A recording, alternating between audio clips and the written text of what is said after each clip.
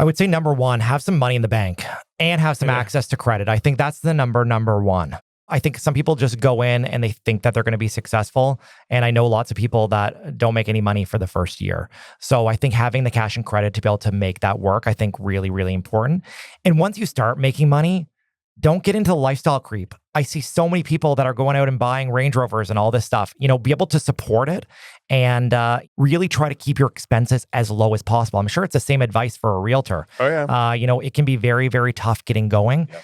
The most successful people that I've seen enter the industry have joined a team or teamed up with someone. Mm-hmm. So work as an assistant, work as a team, have someone that you can get the leads from, but also can get the coaching. I think you need to invest in yourself. Thanks for tuning in to the Canadian Private Lenders Podcast, the show about starting a private lender in Canada, the mortgage industry, and the real estate industry. Your hosts are Neil Andrino and Ryan McNeil. Enjoy. All right, everybody, welcome back. It's episode 61 of the Canadian Private Lenders Podcast with your hosts, Ryan and Neil. Neil, I hope you're doing better than I am today. Yeah, I am doing a little bit better than you, but I'm decently tired. We're heading into Christmas party season. Busy Christmas season, late nights. You can probably hear it in my voice. I'm going to try not to speak too much in this episode, but I'm screaming fortunately, we've got Neil and we've got a very special guest joining us today who can carry the load for me. We've got Clinton Wilkins from the Clinton Wilkins Mortgage Team, Centum branded. So Clinton is one of the most recognized names in Atlantic Canadian the mortgage space. Nearly 20 years of experience in the industry and over $1.7 billion funded in mortgages. Clinton's impact is undeniable. In addition to his impressive career, Clinton is a published author, a podcast host, and voted on by his peers as the Mortgage Broker of the Year at the 2022 Canadian Mortgage Awards. Most recently, Clinton was elected to the Atlantic Canadian Director for Mortgage Professionals Canada, or MPC, where he will directly advocate on behalf of the members across the Atlantic region. Clinton, super excited to have you here. Welcome to the show. Thanks for having me. And believe it or not, this is the first podcast that I've been on other than Mortgage 101. Amazing. So, really? As soon as you ask me, I'm like, oh, yes, I'm doing it. Let's just figure out the time and the date. Sick. And, I love it. I never have met a Mike I didn't like. So I'm sure we'll have a lot of great conversations. Yes, and you look great at home, Clinton. I'm like, okay, let's go. Yeah. I'm ready. Awesome. That's sweet. I was going to say the other thing too, if you're from Halifax, you know Clinton because he has the billboards Absolutely. on the side of the bridge. Yes. Yeah, Like, we're going to get into that for sure. before I ever met you, I always saw them and I was like, such smart placement because you had the two busiest points on the bridges. I was like, Absolutely. good. Oh, yeah. There's some consistency. good strategy there for Oh, sure. yeah. Oh, yeah. That wasn't by mistake. I knew that. Kick her off, Neil. Yeah. So, we'll get started with your career, maybe just giving an idea of like a little bit of background, how you got started and what brought you into the mortgage space. In my adult life, I've only ever been a mortgage broker. I think a lot of people are like, you must have worked in banking or you must have worked in, in another part of the industry to get into this. And I didn't. Yeah. When I started almost 20 years ago, I was the youngest person in the room. And still, I think we're still amongst some of the youngest that are in the room. Yeah. It's really an older industry. I think it's an industry where people, it's their second career maybe, and they get into this type of business. But I started really right out of university. I started in 2005, basically doing it part-time. And I was also working at the mall during my undergrad. And my spouse and I, we had bought our first property when I was 19. And then I was using a mortgage broker and we bought some rental properties. At one point, we owned about 30 and we were using a mortgage broker. And I was finishing my undergrad and I asked the mortgage broker for a job, but he's like, you're too young. You don't have any experience. You don't know what you're doing. I'm like, I'm just going to go do this on my own. And I worked with a private firm here in Halifax. And then I was actually part of a DLC franchise and that didn't work out. And then I've been with where I'm at now for 15 years. Wow. Yeah, with Centum Home Lenders. And it's certainly been a ride. I mean, it's been the best of times and it's been the worst of times. Certainly have had some successes and some failures. And there's nothing else that I can do in my life. I love mortgage brokering. And the way that I kind of explain it to people is there's jobs, there's careers, and then there's lifestyles. And this is really a lifestyle type situation. Yeah. And I live and breathe it every single day. That's neat. I want to touch on the, going back for a second, the rental properties. Mm-hmm. Give me a little story on that. I mean, just curious on how you got into that. And then I'm assuming you're now out of that, are you? This is the only time in my adult life I only own one property. Wow. Okay. Up until probably 2 years ago, I still had owned multiple properties, a couple houses, cottages, rentals, stuff like that. The majority of the properties were in New Brunswick. Yeah. And I was buying these properties when you could really, anybody who had a heartbeat could get a mortgage. Yeah. So it was definitely a different time. The properties were really, really undervalued. Yep. The challenge is there were some socioeconomic problems, people not really paying their rent. Yeah. And when I bought these properties, the cost of oil was very, very low. But if you guys remember, in the early 2000s, the cost of oil really doubled over that period. Yep. So basically, we went from making a profit to losing about $40,000 a year. Wow. So I exited that. That did not work out very well for me. Mostly driven by utility cost. Mostly driven by utility cost and non-payment, really. Those were the bad debt were the two biggest issues. And I didn't live in the market. I think that was the other challenge. I was relying on property managers to deal with things. And, I wasn't handy. So everything had to be hired out. Yep. It just wasn't a sustainable model for me. Yep. And when I was getting into the mortgage industry, I'm like, this is more than a full-time job. Why am I messing around with these rentals losing like $40,000 a year? I need to focus on what will make me money and, a career. I wasn't passionate about that anymore. Yep. So got rid of those. And I still dabbled a little bit. Yep. I would have 1, 2, 3 properties on the go at one time, but I'd never have a big portfolio again. It's just not what I'm passionate about. For me, it just wasn't my life course. Mortgage lending, I guess, had worked out pretty good overall. And there certainly were times that I wanted to quit this too. It hasn't been all rainbows and unicorns as people think. They're like, and I hear, obviously from being in the industry, it's a small community. People are like, we just don't know how we can do this. Like, we don't even know how this is possible. Like, how can this guy do, 800 plus transactions a year? It's like, this is not even humanly possible. We really run our business like it's a bank branch, and I have a lot of help. We have people that answer the phone. We have people that order appraisals. We have people that are, paying my bills. I can really just focus on talking to customers all day, every day. And that's really how we've been able to do it. Which is amazing. Like you're actually building a sustainable business there versus just trying to brute force the whole thing. For sure. I really respect that. And I think some people just want to grind it. You know what I mean? And I respect that too. Trust me. And there's so many different models that work. And I think that's what's so cool about this industry. Yep. We have some great brokerages here in Halifax, and I'm friends with a lot of people that work in different models. Different models work well for different people. And I think that's what's unique. I think what we do is a little bit different. I think we're probably one of the most boutique in town. Yep. I'm sure you guys can agree. We have a very, very, very small team, but small team, high results. There's other models that are big teams, high results, and big teams, small results. So different models work for different people.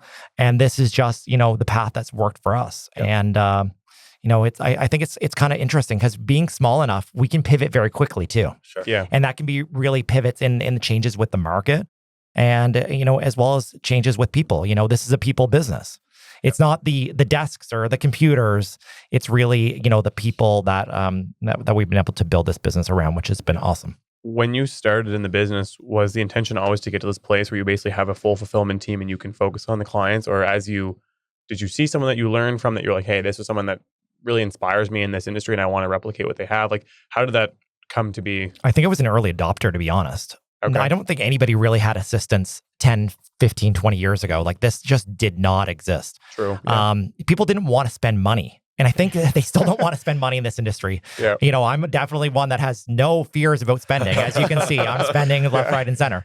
But I think you need to spend money to make money. Yep. And a lot of my investment was into people.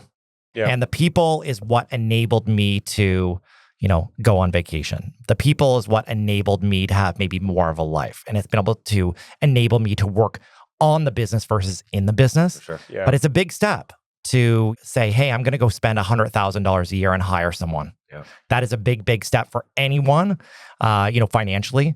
It's a big responsibility as well. Just in between Halifax and Dartmouth, we have 11 households that are really being fed off what we do here every day. So which is really satisfying and I think gratifying when you get to that point where you have those people. I resonate with that because for me, I've always been thinking about trying to work on the business, not in the business, especially with exactly the idea of lifestyle, because that was important to me too. As someone, I want to be able to travel, I want to be able to do my own things while I still have a good running business. When you first started making those steps, did you find it tough? Like, I know for me, when I for selling real estate, when I walked away from it, took a huge income hit to feed the team. And then also to hire on staff, that was another huge expense. Did you go through those years, or did you do it gradually? How did that go? Like, there were years that I made zero money. Okay, yes. I lost money. Yes. And there were years that I was living high on the hog. And I know I never want to have no money ever again. So that's one thing you really know. And it's very motivating, I think, sometimes when you know you have to work to support other people. For me, I know what my lifestyle costs. I could do this just like in my sleep and make enough money to support myself.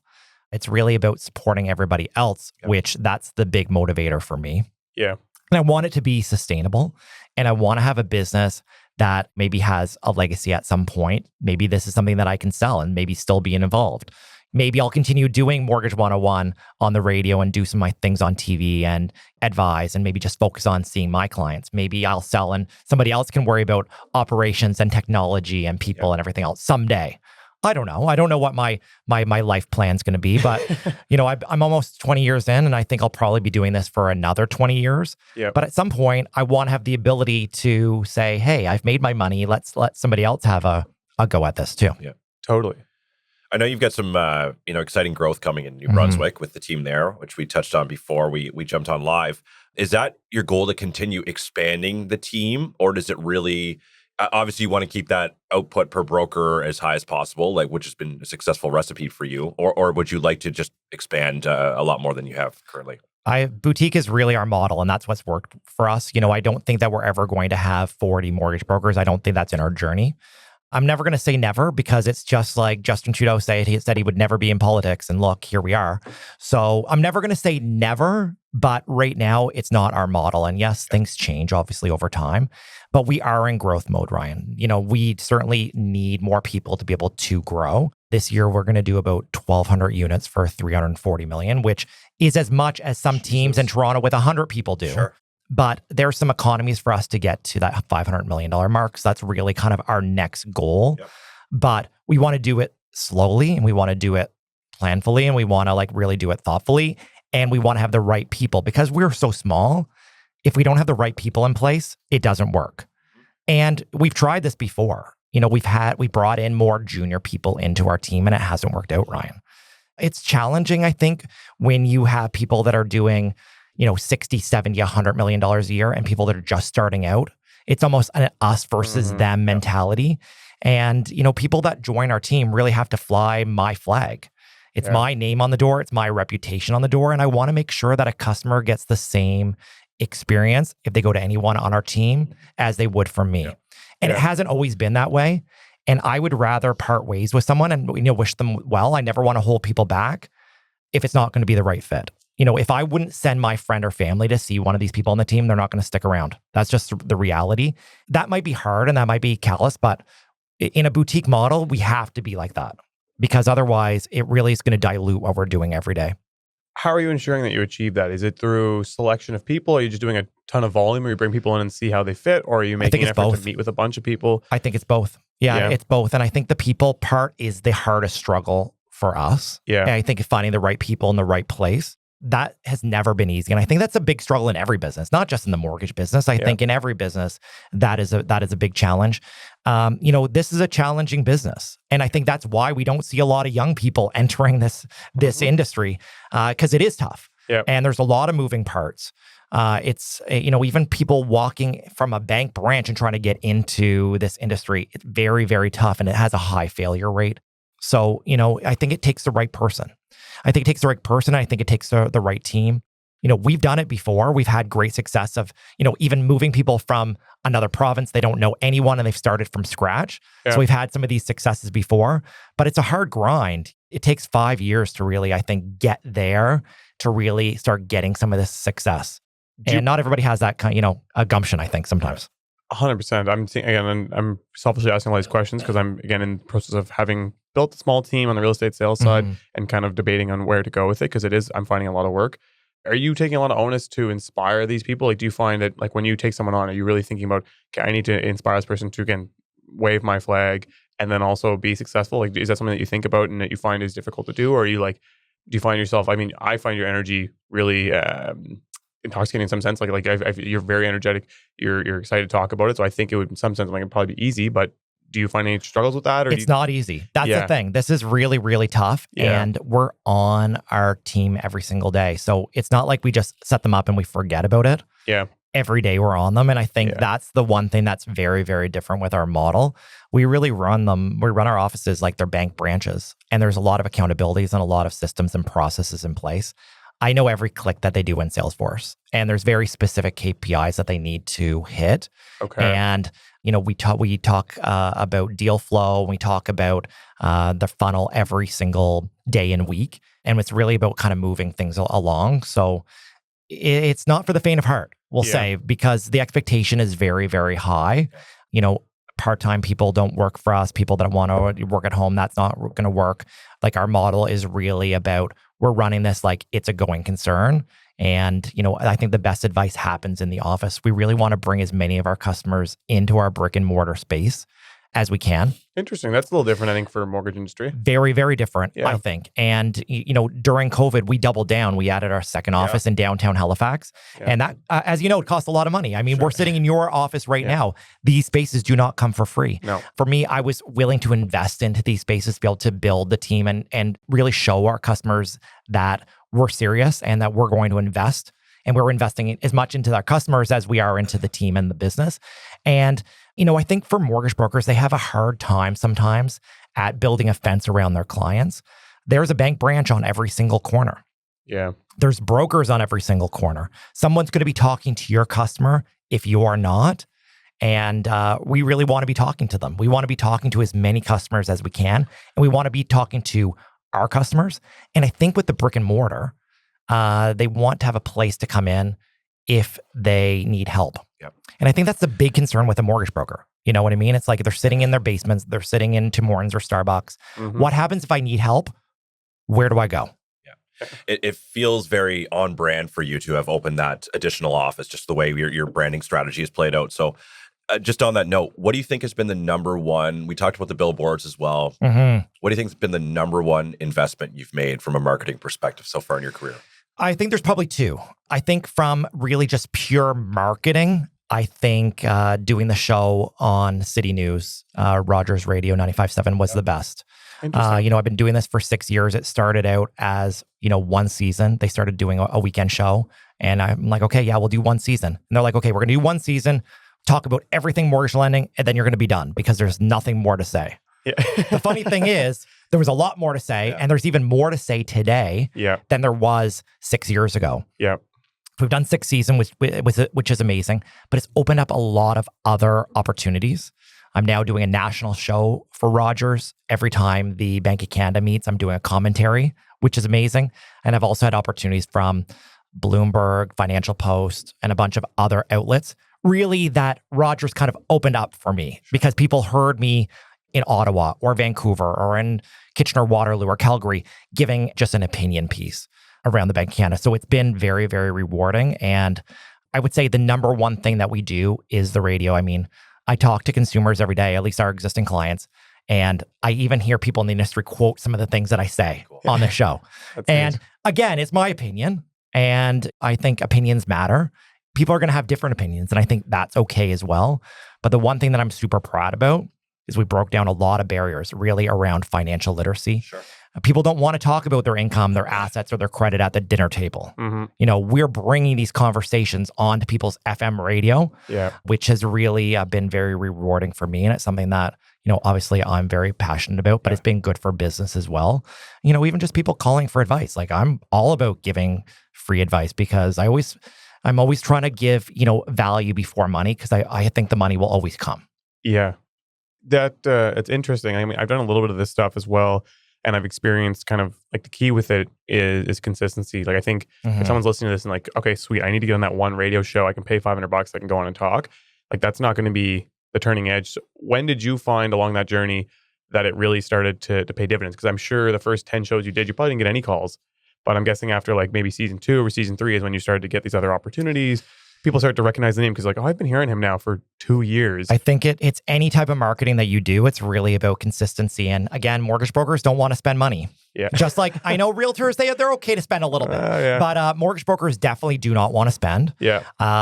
And the show is free. We don't pay to produce it. That's something that Rogers does. That's great. I do buy advertising from them, which obviously helps. Yep. But I think the biggest opportunity that they've given me is they're calling me every time that there's something happens in the news. They're calling their trusted source. I've been all around the world when I get like the 911, we need you in like 7 minutes on the radio. Yeah. And I've jumped out of the pool in in Costa Rica, and I've done like a show on the phone. Awesome. So like getting those type of calls, that's amazing. Yeah. And that's that earned media. Yeah.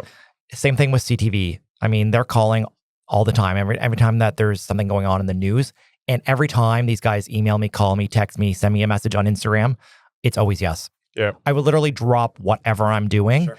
And I think that's why they continue calling. Yeah. But that earned media, I think, has been really, really big.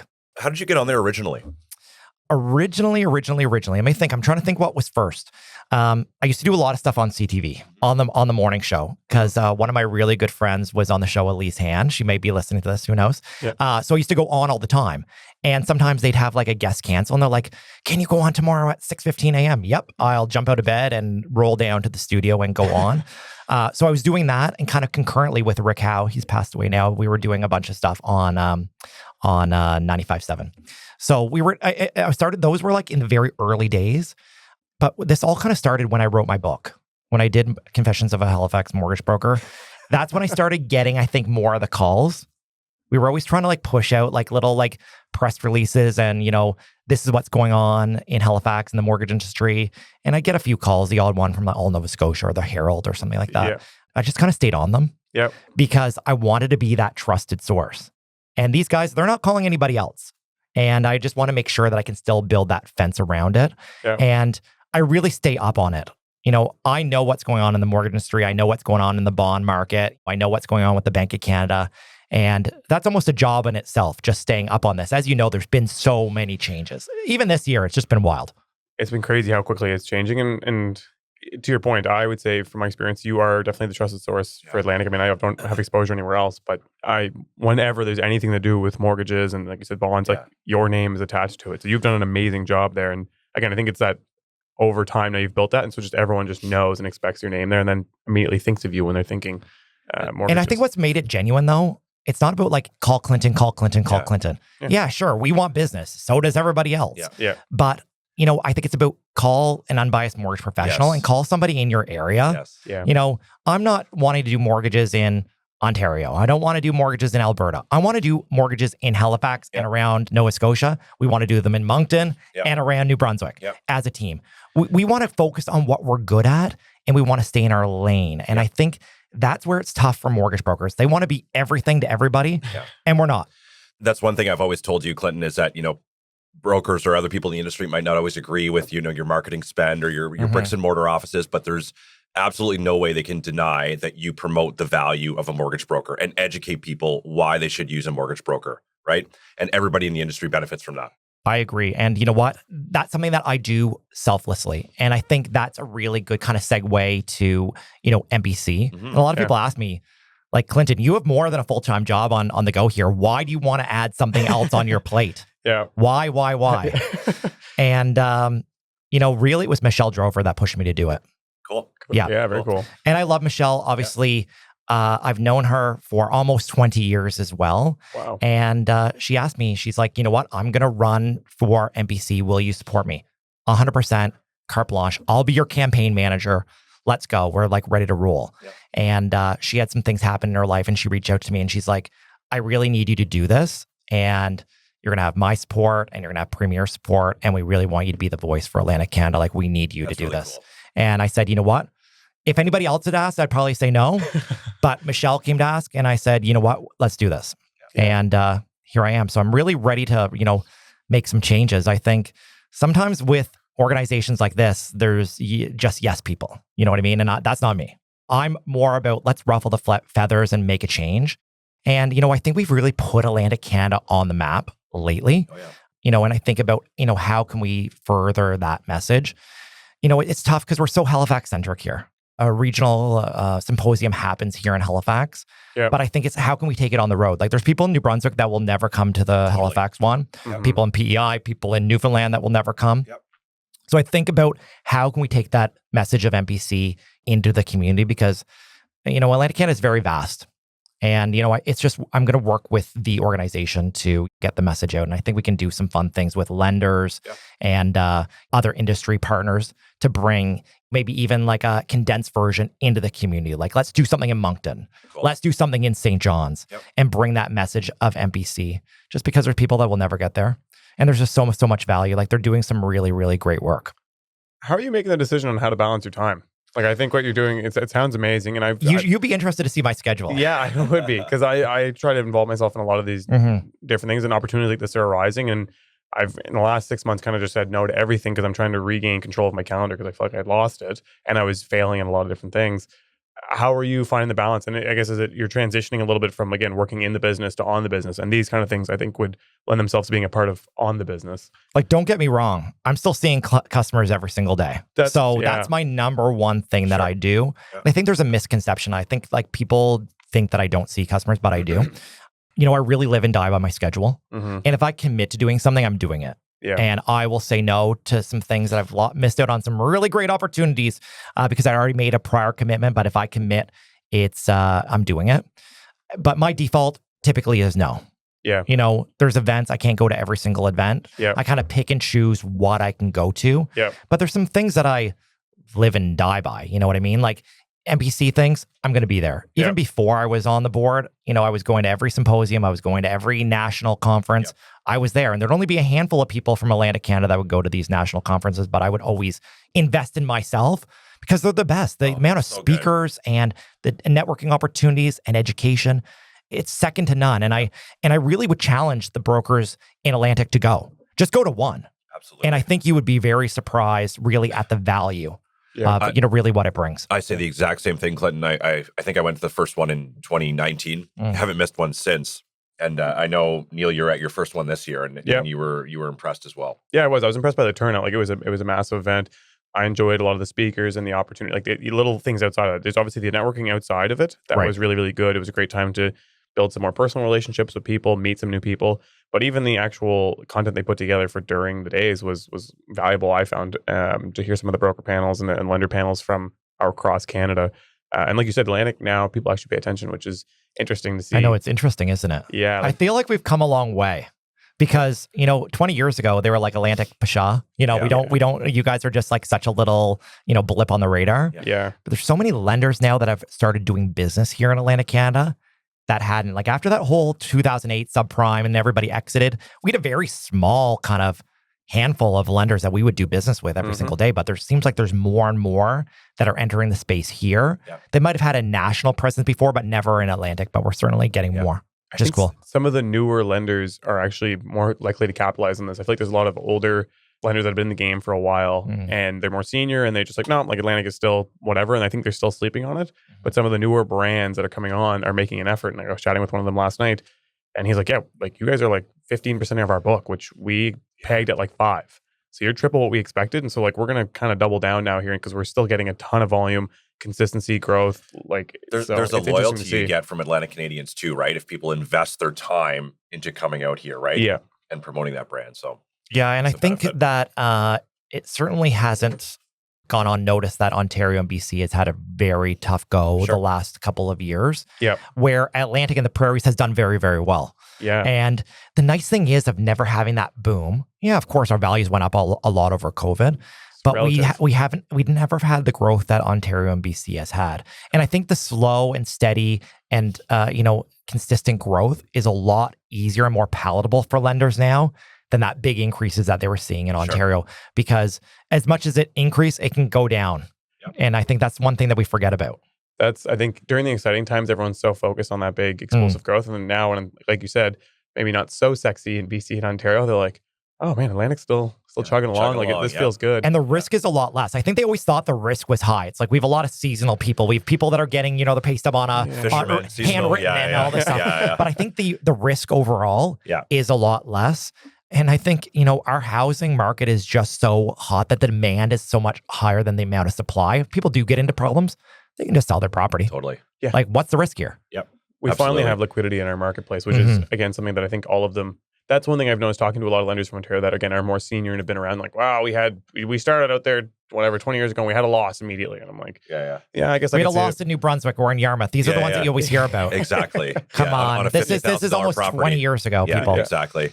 And what was the $50,000 loss? Like, seriously, we're spending that much on like a party these days, you know? Yeah. So a good way to segue into close to home economics here, right? So I'd love to get your view on the local market here and Nova Scotia in general going into 2025. Obviously, we've seen some significant rate cuts. We're probably going to see another 25 basis point cut. It'll already have happened by the time this comes out. Yep. What's your view going into next year for the local market here, Clinton? I'm giving 2 thumbs up. Okay. I think that we're going to see an increase in mortgage amount. And I think we're going to see an increase in mortgage transactions. So I think it's going to be a very, very good year for mortgage brokers in general here in Halifax and Atlantic Canada. And I'm going to go out on a limb and say it's going to be the best year ever. Wow. So I know a lot of people were like 2021, 2022, best year. You know, maybe 2023 was down a bit. And I don't know how people are doing for 2024. We had a pretty good year. I don't know about everybody else. But I think 2025 is going to be the very best year. And I am optimistic that 2026 is going to be very good as well. I think a part of this is going to be driven around renewals. Yep. So many renewals are happening. And I think as the rates continue to soften, especially around the Bank of Canada, we're going to see more activity in the market. Even though 25 bips doesn't really make a big difference, it's all about optics and perception of the borrower. A lot of people are really sitting on the fence.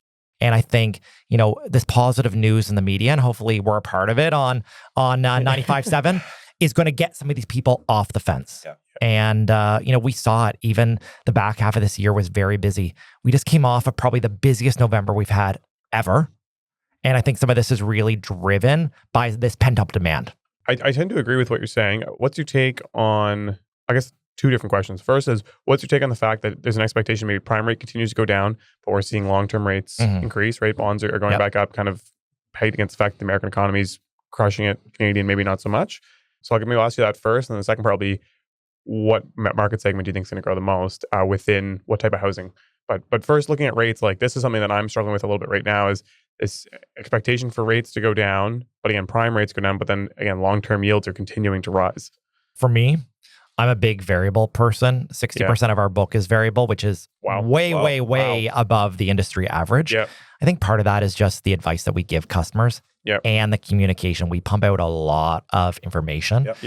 So for example, every time the Bank of Canada meets, only our variable clients and our business partners, they get an SMS and an email with my opinion and what happened. Cool. So that's very, very valuable. So these clients are, you know, relying on this information, and we let them know if they need to do something different. Like there were certainly times where we've called through our entire book of variable to be like, hi, maybe you do want to do a fixed at 149, and we've done transfers out and capitalized the penalty and all the whole 9 yards. These things a lot of operations can't do because they don't either have the people or the technology or even the data to be able to do it. So we've, you know, been able to leverage a lot of these things. But my forecast on rates, I think the prime rate is going to continue going down. Yep. I know this is going to come out after December 11th, but I think we're probably going to see a decrease on December 11th. Yep. And then I think next year we're going to see like at least 100 bips less, you know, from the Bank of Canada. The challenge is we really need to watch what's going on in the US. You touched on it. Their economy is going much, much better than our economy is. Their rates are also much higher, and they can sustain a higher rate than we can.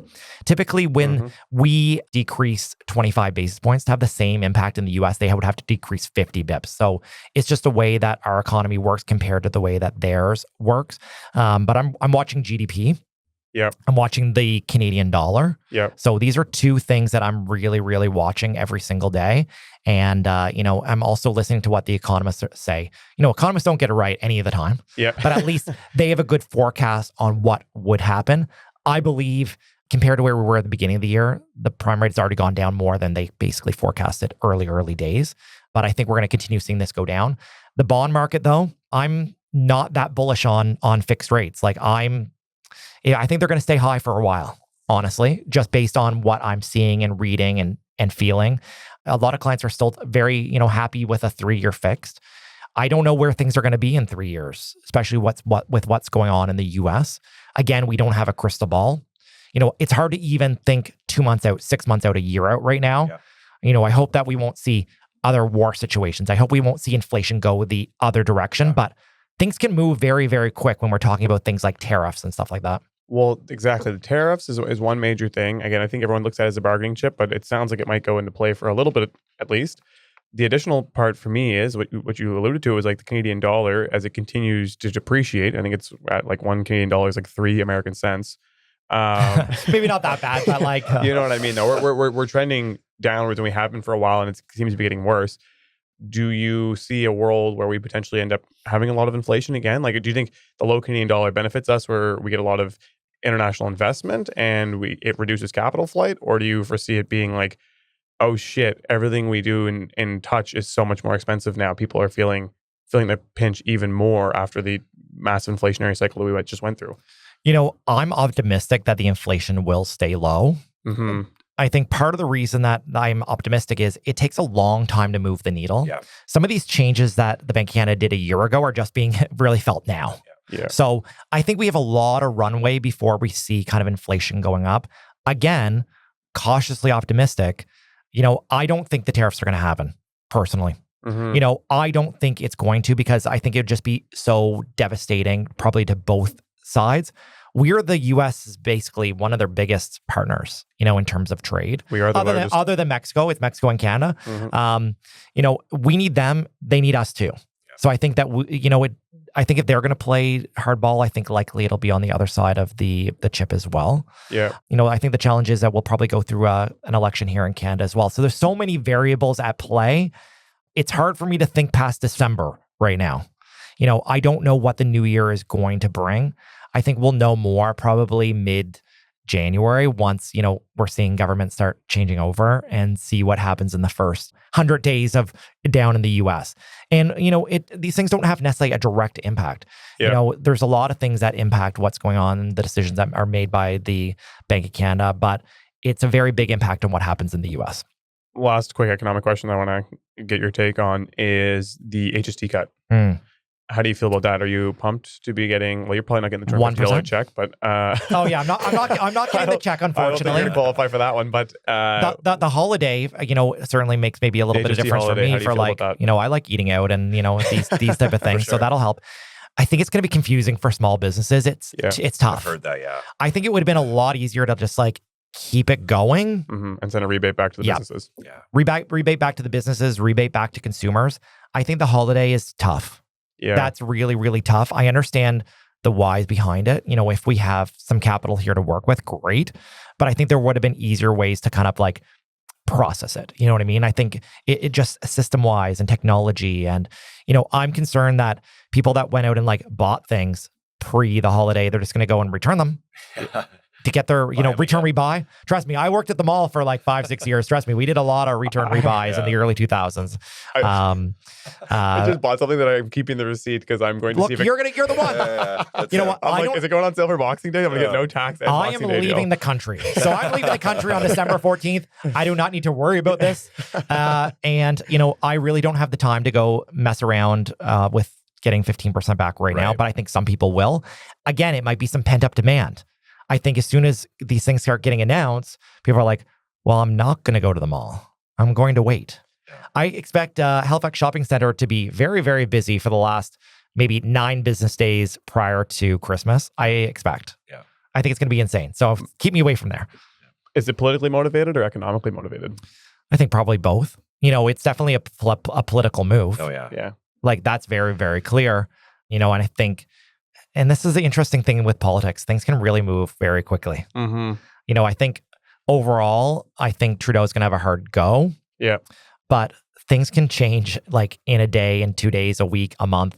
The sentiment changes really, really quick. And that's the one thing that we don't remember. We have very short-term memories overall. Oh, yeah. But the sentiment can change really, really quick. And I think the sentiment may change once power changes over in the U.S. So really, I think how this all happens may really kind of lay out what's going to happen here in Canada. The next 12 months are going to be insane. Oh, it's going to be a ride. The question I asked you before that I want to touch on is and you mentioned that you see the best year being next year, and I tend to agree with you on that on the mortgage industry. Where do you think you see the growth? You kind of mentioned maybe renewals. Is it going to be new construction purchases, resale purchases, investment purchases? Where do you see that going? I think we're going to see more listings because I think we're going to see, demand continue to stay strong. I think the demand may even increase. The interesting thing is we're having a lot of rentals come online. And you don't necessarily think this is going to impact our real estate market, but the more housing units, regardless, may free up some little old men and little old ladies from selling their homes. Mm-hmm. Some people may sell and go into a rental. I read an article just the other day on All Nova Scotia that one of the big landlords here in Halifax is seeing the rents even get compressed. And the average rent for a 2-bedroom in Halifax is now sub $2,500. Mm-hmm. So I think there's going to be more listings. We need a lot more construction though. And, we need the density. The urban sprawl is challenging. The nice thing here in Halifax, we have a lot of land. Yeah. A lot of land to work with. And I think all levels of government are really going to need to work together to get some of these shovels in the ground. We need housing of all sorts. Mm-hmm. I hear a lot of criticisms. We open up the lines on the radio station, and trust me, I hear some of the criticisms about the construction that's being built. And people are just not feeling there's enough entry-level or affordable housing being built. Mm-hmm. The one thing we need to remember is any unit is a good unit, and it's going to free up some of maybe the lower value, lower cost units as higher and more expensive and bigger units are built. So any unit that goes online, I think in Halifax is positive. Yeah, that's a great point when you think about like the older couples who are aging in place in the 2,500 square foot home that a young family could be using but is not available, right? So that could change the dynamics pretty quick. I hear it all the time. Like I have people coming in for pre-approvals and they said, "Oh, my parents' neighbor, they want to sell, but they have no place to move. We're coming to get pre-approved because just in case they might sell it to us, we're going to be first on the list." Then they end up buying another property. It happens. Yeah. But I think if there was a place for those people to move to, I think that would be positive. Yeah. I think the basis of supply and demand ultimately always applies. I think people forget that. So, and like to your point, any unit is a good unit because it ultimately increases supply. Having a couple of units in the market, I would say I tend to think we're overbuilt on apartments. And now we need to focus on owner-occupied housing. Right. But I guess we'll see how it boils out. But there is a lot of apartments. I'm not saying that we shouldn't be building more, but I think that marketplace is back to where I like the apartments in the core. I like apartments along Roby Street and Yonge Street. That's great. And Wise Road. Build the apartments, go to town. Yes. We have an office on Wise Road, and we're probably going to see construction on Wise Road for the next 20 years. Oh, yeah. I'm here for it. Yeah. We're in the housing business. Yep. And, it's an interesting segue, but we need all kinds of housing. As you might know, we do have some community housing directly beside our office. Yep. And so many people ask me, they're like, "Clinton, is this like negatively impacting your business?" Yeah, it's challenging, but we're in the housing business. And, I'd rather people be housed than in tent cities. Yeah. And we can deal with it. Yeah. And, is it your ideal neighbor? Probably not. Yeah. But any housing is good housing. 100%. No, I totally agree with you. Yeah. Let's bring it back to your business here, Clinton. Mm-hmm. So you kind of touched on, the way you guys are structured a little bit differently than other brokerages. What is the ideal fit for someone coming into your team? Do you want to see some banking experience? Do you want someone who's, starting from scratch out of school like yourself? Like what's the ideal fit? I think it's a little bit of both. Okay. I can see someone working out really well coming from, maybe another shop that needs a lot of support in terms of technology and coaching and leadership, and they want to work like it's a bank branch. I can see that working really, really well. I think the people that it works best for are the ones that come in and be like, "Yeah, I want to fly your flag. Maybe I'm doing 10, 20 million and I want to do 50, 60, 70 million or 100 million. They have aspirations to do more, but, they plateaued. Sure. I think that person is right for us. We certainly have started people from zero, and we've had some great success with it. That is a tough grind. I think it even needs more determination. As you know, this is not an easy business. It's tough. There's a lot of moving parts. Policies change all the time. And, relationships obviously are so important. I think I get some of the things done that I get done every day because some of the great relationships that I have that I'm able to leverage. And I think it's a little bit of give and take. You just can't take. This business, I think you almost need to give 9 times before you take 1. Exactly. People don't get that though. And I think you often get more with honey than you do with vinegar. We also forget that. So I really try to be as kind and gracious as I can all the time. Yeah, I think we all get excited and we get passionate. Anytime, I'm really trying to grind someone, it's because I want to do the best for the customer. It's really about customer first. And I hit it on it already. It's about providing that value before we're getting money. Yep. And money is never the motivator for me. Yeah, I've done well over the last 20 years, but I always think that if I can provide the value, the money is going to follow. Where do you think you find the best people? I think to get that mindset that you're talking about, I know in the realtor game, there's a lot of them that will approach servers because they're used to working fast. That's a hard grind. Hard grind. Yeah. We've all been the Long bicycle hours. thief. We know these guys are working hard. Exactly. And I think there's about 10 servers that have become very successful real estate agents from Bike Thief alone. And it's like a very known thing. It's like if you're a server at Bike Thief, you're usually a high producer. Yeah. And then they actually excel in this career. Would you say you're like when you're out and you're at these things, are you looking for those kind of people, or are you doing referrals, or are you posting an Indeed job posting? Like what's your I would say play? it's everything. For me, it's really the long game. You know, some of the people that have joined us and have been very successful, like it's been years of like talking. It's like our door's open if you ever want to make a change. Yeah. But, for me, I don't want to, pull from another brokerage, ideally.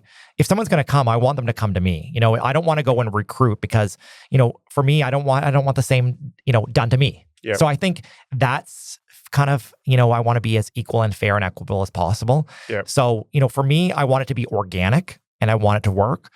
And I want people to come to us because they need us and we need them. I want it to be, a two-way street. Yep. And to be honest, we pay probably one of the lower splits in the industry. Yep. But we're very high service, high touch. And again, it's not for everybody. Sure. We're paying for the office space and we're paying for the technology and we're giving them a computer and we're giving them a phone and we're paying for MPC and credit bureaus and all of this stuff where there's places you can go at a much higher split, but you're literally on your own. Yep. So again, you need to be good with the model and you want to give it 110%. Yep. For us, we want to have the very best people. We want, right now, I think our average is about 34 million an originator, which is a lot. We want people to do that type of volume because we want them to have the experience and I want to trust them that they're going to, do it the same way that I did it. Cool. And a lot is built around technology. Like we run a custom instance of Salesforce. Obviously that costs money too, that we built over the last several years. It has a direct connection with Filogix. We push and pull data through Filogix, which is great. And a lot of the communication we do is through Marketing Cloud. So we're pumping out a lot of emails. We're pumping out a lot of SMS. Mm-hmm. And that is just enabled us to just have a step above. Yeah, there's a lot of brokerages that have kind of a green out-of-the-box solution that can do some stuff. But some of the things that we're doing is really enterprise level stuff that a big business would do, but we've been able to tailor it for our small business. So been really, really exciting.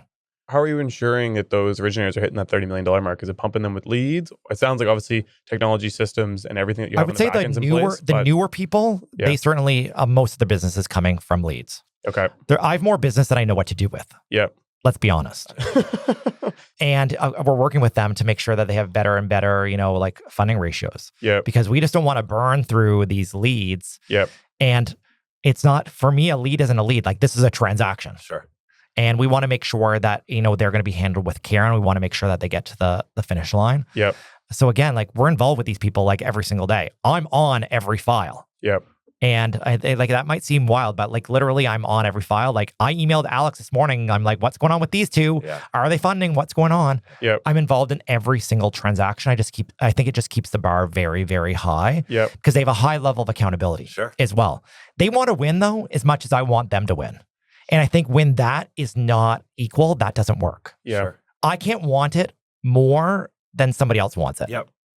Yeah. And I think that's where it's a hard balance sometimes. Yeah. I like it.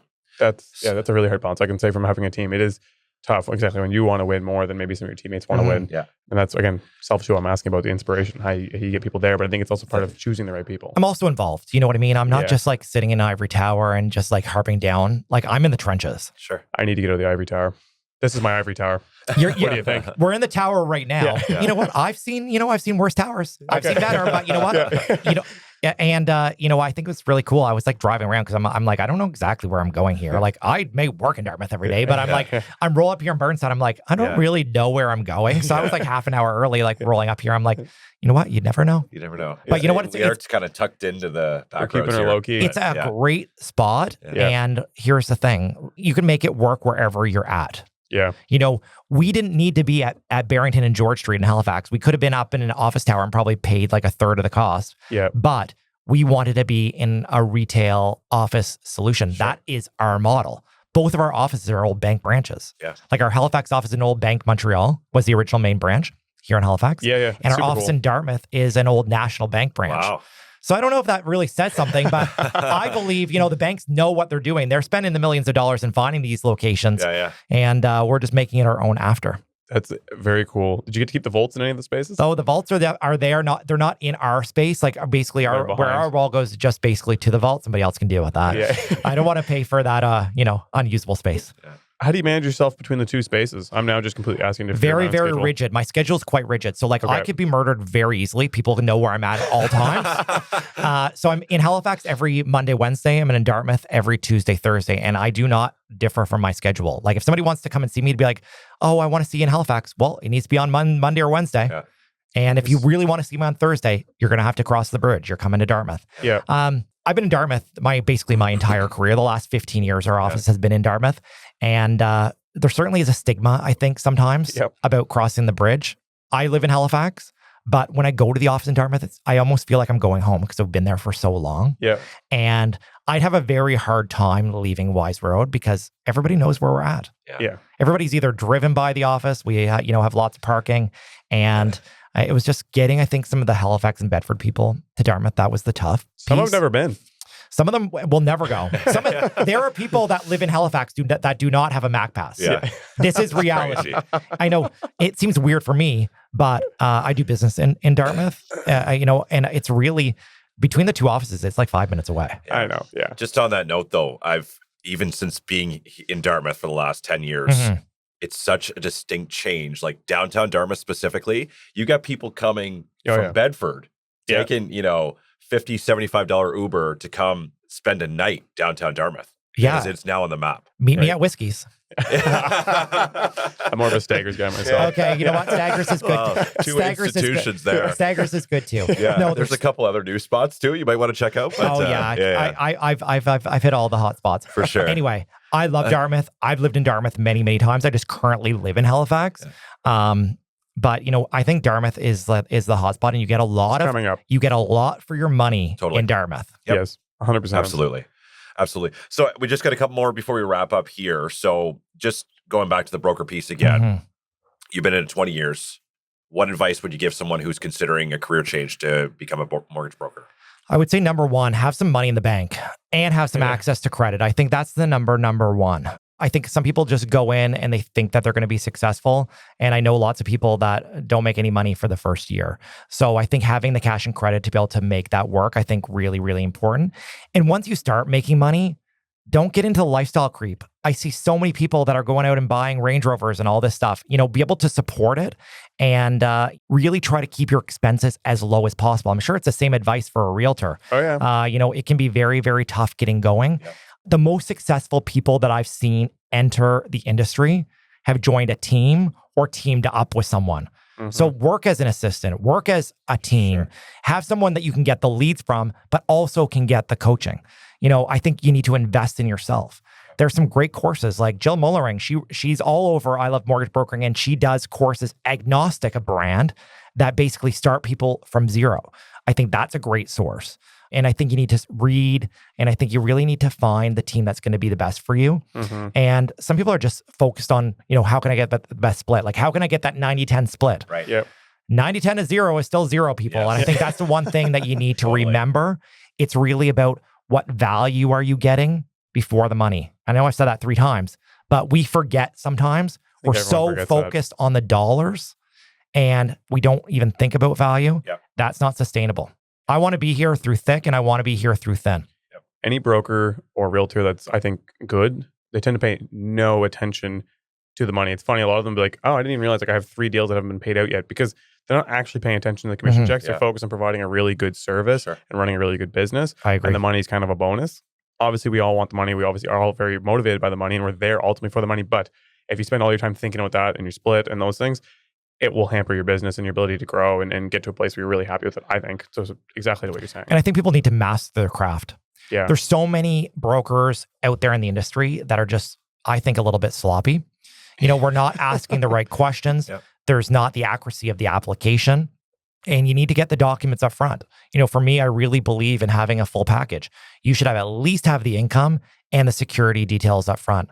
So, whatever the lender's going to ask for income, you should have it already to make sure it actually matches your application. And you should have the mortgage statement and the property tax bill, regardless if you're doing a refi, a transfer, or a purchase if they own another property. Because I see so many changes.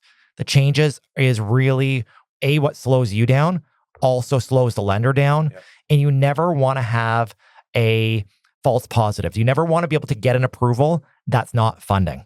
The funding ratios are just so important. And I think we're going to see this probably in the future be more and more important because, lenders are getting squeezed as much for rates, which really is impacting their bottom line. And if we want them to continue paying us what we're getting paid now, we need to really increase the efficiency.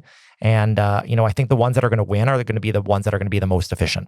You just alluded to something that I think would probably be great for another episode is just the future of the mortgage industry, especially with all the new technologies coming online, AI, which everyone alludes to, just how that's going to impact things. Again, I think today we're on for time, but I think we'll do another episode. And just I think so. And I think, just a final little tidbit on technology. The best technology is the technology that you actually use. 100%. That's a good point. And I think a lot of people forget that, especially when they're in development stages. So we've touched on a lot of different parts, like the marketing, your team, events, everything that you have going on, the radio show. What would you say is your favorite part about the business? What gets you up in the morning? What fires you up? Every day is a different day. Yeah. And dealing with customers, every file is a different file. I refer to it as a snowflake. It's made up of income, assets, and credit. What I do every day, the easiest part is doing mortgages. The hardest part is really everything else. That's interesting that you're saying this because we've had most people tend to say that. They said, the ever-changing environment that we're operating in, the new deals, the new clients is what I love about it. It's never really different. It's a different day every day. Yeah. Everyone now complains. I know everyone of my friends like, I got ADD because their phones and whatever. Well, this is a great way to manage your ADD because you can come in and have something different. You have to be high. You have to be high functioning to be able to be successful. And I think the ones that are the most successful are the ones that can navigate that. And it's going to continue changing.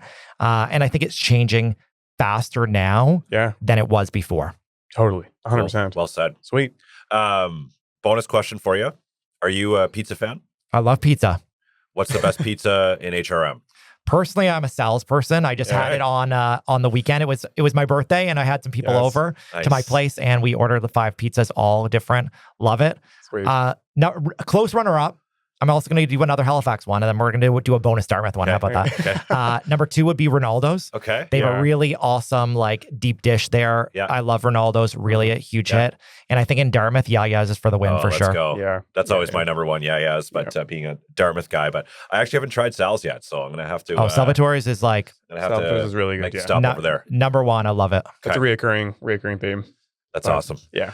Clinton, anything else to add before we wrap? I think it was great. I really appreciate the opportunity. This is actually the first time that I've ever done a podcast, and maybe you want to come on Mortgage 101 and share some of your thoughts with the listeners in Halifax. Absolutely. Okay, love to have you in 2025. That'd be fantastic. Awesome, Clinton. Thanks guys. everybody. Hey guys, it's Neil Andrino, your co-host and your co-founder at Keystone Capital and Director of Investor Relations. I'm also a real estate agent, real estate investor, and business owner. And your co-host here, Ryan McNeil. I'm the co-founder and president of Keystone Capital Group. Keystone Capital Group is licensed under the Mortgage Regulations Act of Nova Scotia, license number 3000549, and through FCMB, license number 88799. And keep in mind, the views of this podcast are for informational purposes only and is not financial advice.